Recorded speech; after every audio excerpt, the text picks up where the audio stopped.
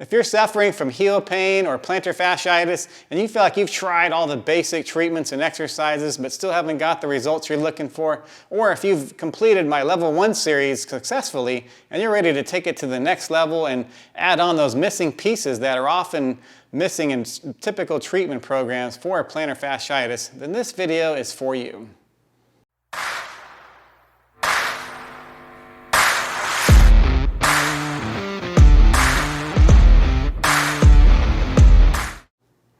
All right, so for this mobility exercise, this is aimed at improving the actual alignment of the ankle joint itself and increasing the range of motion. Can really help a lot with reducing plantar fascia or heel pain. And so what I'm going to do is, starting up in a chair, I got my foot up on a chair. My knee is going to go straight forward over my toes. And I'm going to go back, bringing my knee forward, keeping my heel on the ground, and then come back up. So this being a joint mobility exercise, it's going to be done in a repetitive fashion. You're going to go press it forward and then come back up. You're going to stop short of any sharp pains. But this one, as you do more repetition, you'll know it's working well if you feel like the more I do it, the looser it gets. And also, especially if you start to feel the heel pain starting to decrease. So I'm going to go all the way forward again, 10 to 15 repetitions, going forward and back. And as I go in, trying to go just a little further each time, a millimeter or two, coming back up. Press it in, brief pause, come back up. So I'm repeating this ankle dorsiflexion. It's a term we use for it, keeping my heel on the ground. Going to repeat both sides. Now this is one you can do as often as every 2 or 3 hours throughout the day. So you could do it several times a day. Really, as long as you're getting decreased pain, you feel like the more I do it, the looser it gets, and this exercise is definitely for you. Sometimes really good first thing in the morning because that's where the ankle itself can be tight. And pressing in and coming back up. So that's the ankle mobility drill for level 2 plantar fasciitis. Okay, in this video I'm covering the top stretching exercises for plantar fasciitis level 2. First one's going to be a big toe stretch. I'm going to be down on the floor here. I'm going to get down at first into this half kneeling position. Now, what I'm stretching is back here in the big toe. I want to make sure that my heel is not turned in or turned out. It's nice and straight. And I'm going to start to stretch this big toe by just starting to lean back and stretch the big toe. Now for some of the people I teach this to, this might be where they start because this can be very tight with heel pain. And so if you already feel a stretch, that's fine. Hold it there. You don't want to push it into pain. But to take it further, you're going to start going back. Back, back. Now if you can adjust here to where you're starting to sit back on your heel. This is sort of the end point right here, is being able to sit back on the heel. Now you can do this one with both feet at the same time. If you want to go ahead and do both sides, I'm going to start up here. I'm going to put my hands right above my hip bones, pressing forward, lifting my chest up, lifting the sternum up, and then starting to go back into that stretch. Let me fix that again. Make sure that they're straight, start to go back, and I'm going to start to stretch those big toes. So this is a camel pose in yoga. I'm using it as a big toe flexor stretch, but it also is getting a lot of other stuff as well. Now if I go further into it, I'm going to bring my hands to my heels, hips forward, again, chest bone up, look up to the sky and hold it at least 30 seconds or more. And I'm going to go on to the next one, which is going to be the glute stretch. So oftentimes with this, we have a pronated foot posture. Find that the glutes are tight or the piriformis. So I'm going to do the piriformis stretch, otherwise known as the pigeon pose. So for this one, I'm going to get into a push-up position. Bring this foot up, or this leg. So I drop this knee down to the floor. Now I can shift my hips back or forth from here. I want to bring my knee right towards the midline of my body. Then I'm going to start to slide the right leg back. Now if you already feel a good glute stretch when you try this, that might be where you start. Now if you want to take it further, so if you what you shouldn't see is sometimes I'll see the hips popping up and people trying to get further into it. Try to keep your hips squared and level as you bring this leg back. If you can get further into it, you get all the way down to your forearms and hold it in this position. This is also great for many types of back pain as well as knee pain. Probably see this in a few other videos. So that is the pigeon pose. Should feel it right in the glutes. If I went to the other side, and I could start up here, keeping my back straight, but you should feel it right here. That's when you know you got it right. Okay, so the last one, going to be standing. This one's going to be part of my off the wall series here. Off the wall stretch. Going to have my feet out wide. I have one foot pointed straight ahead and then slightly in, maybe about 10 degrees. This foot's pointed that way and my legs are straight.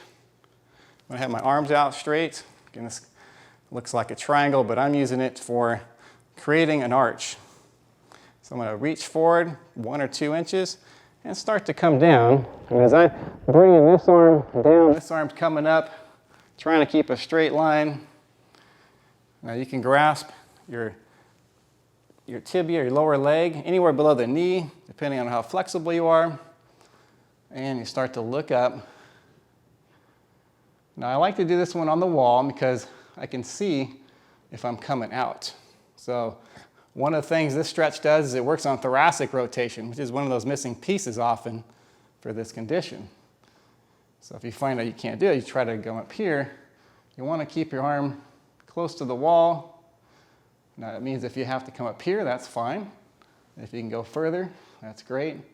The other place you should feel this one, the inside of your adductor muscles, also your medial hamstring, inside of the hamstring. And if you do it correctly, you're going to feel an arch being created in your foot. So you'll want to do both sides, 30 seconds, 2 or 3 times on each side as part of the stretching routine. Stretching, you can do every single day. You can do it, some of these like the big toe stretch, you'll want to try to do them as often as you can. As I say, the movement is the medicine. And for this one, you'll want to take it, 3, 4, or 5 times a day if you can. You'll probably see better and quicker results. So that's the level 2 stretching program for plantar fasciitis. All right, in this video, I'm going to be covering the top 3 exercises for strengthening for plantar fasciitis, the missing pieces. The areas that I'm going to be working on are the inside of the leg here, the posterior tibialis muscles, the muscles that invert your ankle. Those are often weak. Also the hip abductors, the ones on the side. Those are the ones that we're going to be strengthening as well.